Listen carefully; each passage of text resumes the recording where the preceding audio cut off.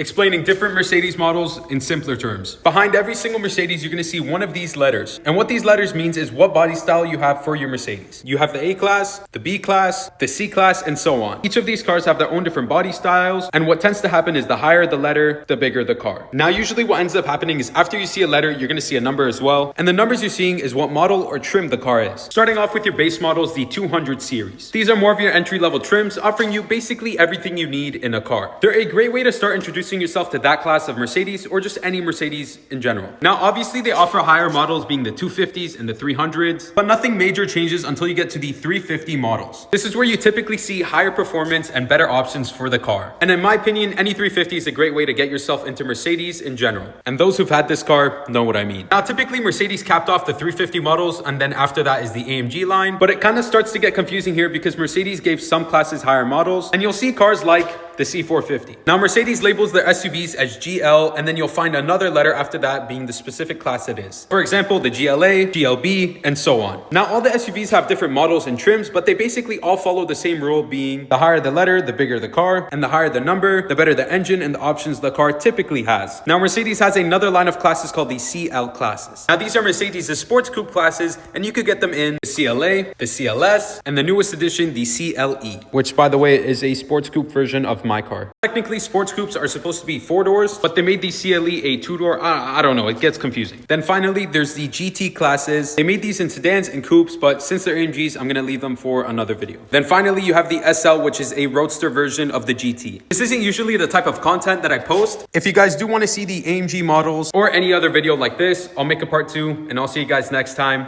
Peace.